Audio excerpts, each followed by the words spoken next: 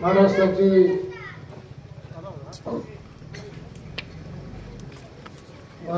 कुलदैवत आई तुळजाभवानी जाणता राजा शिवछत्रपती शिवाजी महाराज कैलासवासी हॅलो ओम दादाचं भाषण घेऊन येऊ का? शिवसेना प्रमुख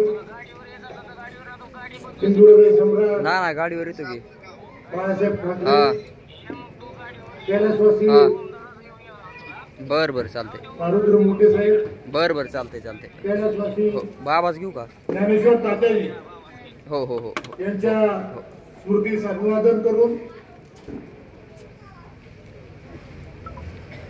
आजच्या या पारगाव येथील सभेसाठी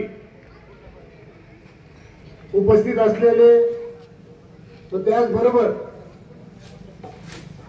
काल मी आदरणीय पक्षप्रमुख उद्धवजी ठाकरे साहेबांच्या नेतृत्वाखाली शिवसेनेमध्ये प्रवेश करत असताना प्रवेश या गोष्टीसाठी केला की आदरणीय उद्धव ठाकरे साहेबांनी जे काम केलं आणि त्याचबरोबर आदरणीय या जिल्ह्याचे म्हणण्यापेक्षा या महाराष्ट्राचे दबंग खासदार आदरणीय खासदार निंबाळकर साहेब व्यासपीठावर उपस्थित असलेले सर्व मान्यवर आणि समोर बसलेले सर्व ह्या पंचक्रोशीतून आलेले सर्व मतदार, आपण ज्याच्यासाठी ही सभा आयोजित केली असे महाविकास आघाडीचे धडाडीचे उमेदवार माननीय राहुल मोठे साहेब, खऱ्या अर्थाने ही सभा ही प्रचाराची सभा अशी वाटत नाही मला, कारण आपल्याला 23 तारखेला पुन्हा एकदा विजयाची सभा घ्यायची गरज नाही असं मला वाटतं. मित्र, बरेच वक्ते एक चांगल्या पद्धतीने त्यांचं मनोगत तिथे व्यक्त केलंय. मी तानाजी सावंत साहेबांच्या बाबतीत मला बोलायची खऱ्या अर्थाने इच्छाच नाही. बोलावं कुणासाठी आणि बोलायचं कुणाबद्दल? ज्या माणसाला खऱ्या अर्थाने स्वाभिमानच नाही अशा माणसाला आपण काय बोलावं? ज्याच्यापाशी निष्ठा नाही, ज्याच्यापाशी आता रणजितनी सांगितलं की तोंड उघडा की गटार दिसते, म्हणजे अशा माणसाबद्दल आपण काय बोलावं? कारण प्रत्येक त्यांच्या जवळ गेलेला प्रत्येक माणूस, मग दादा असू द्यात, आम्ही असू द्या, तो माणूस गेला की त्याच्याबद्दल काहीतरी बघायचं की एक खून भावना त्या माणसापाशी आहे. विकास तर कसलाच नाही. विकास केला तो स्वतःचा, मतदारसंघाचा विकास अजिबात केला नाही. जी काही कामं आणली, मला वाटतं इथे काही गुत्तेदार असले तर त्यांनी सांगितलं पाहिजे की किती कमिशन त्यांनी घेतलं. प्रत्येक कामामध्ये कमिशन यायचंय का? म्हणजे खऱ्या अर्थाने ते पालकमंत्री नव्हते, ते कमिशन बाजार मला तरी सांगत आलं.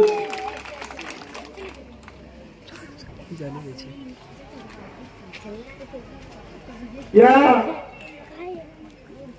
मराठा आरक्षणाच्या विषयावर मी जास्त बोलणार नाही, पण जो माणूस मराठ्याला खास आली म्हणतो आणि एखाद्या शेतकऱ्याची अवकात काढतो, मित्र, येणाऱ्या 20 तारखेला त्याची अवकात आपण दाखवून दिल्याशिवाय आपण शांत बसू नये असं मी या प्रसंगी आपल्याला बोलतो. कशाचा माज आहे तुम्हाला? पैशाचा? ह्या महाराष्ट्रामध्ये कित्येक पैसे आपण बघितले आणि आपण बघतोय आपल्या आजूबाजूला, परंतु ह्यांना जे पैशाचा नाज आहे ना, तो नाज तुमचा पैसा नाही, ते आमच्या सर्वांचा पैसा आहे, हे तुम्ही विसरला. पण तेवढाच जर माल तुम्हाला पैशाचा आहे तर उसाला तसाच भाव घ्या ना. 5 किलो साखर तुम्ही फुकट वाटताय. अहो ते 5 किलो साखर वाटण्याच्या ऐवजी 2300च्या ऐवजी 2800 रुपये भाव द्या तुम्ही त्या आमच्या शेतकऱ्याला. हे कुठेतरी समजून घ्यायची गरज आहे मित्र.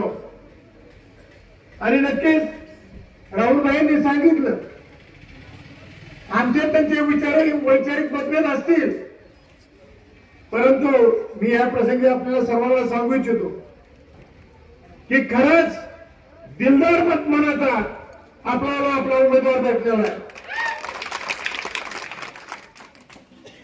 आणि म्हणून दादाला पुढे आपल्याला जाऊन 2 सभा आहेत, त्या 2 सभा आपल्याला करणं आहे आणि दादांचे विचार महत्वाचे. तर मी तुम्हाला एवढंच सांगेल की उद्या येत्या 20 तारखेला आपण वाशीकरांनी जसं दादांना गेल्या वेळेस लोकसभेला 20,000ची लीड दिली, तशीच लीड राहुल भाईला सुद्धा आपण सर्वांनी दिली पाहिजे. सर्व जाती धर्माच्या लोकांनी एकत्रित येऊ. हे जे आपले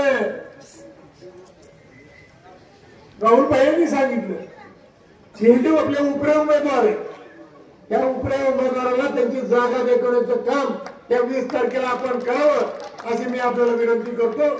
आणि येणाऱ्या 20 तारखेला या तुतारीच्या समोरच्या तुतारीचं बटन दाबून त्यांना भरघोस मताने आपण निवडून द्यावं अशी मी आपल्याला विनंती करतो.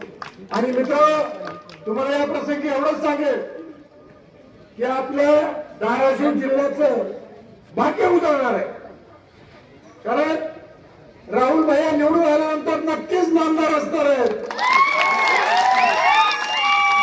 आणि धाराशिव मतदारसंघाचे आपले निष्ठावान आमदार कैलास पाटील हे सुद्धा शिवसेनेतून नामदारच होणार आहेत.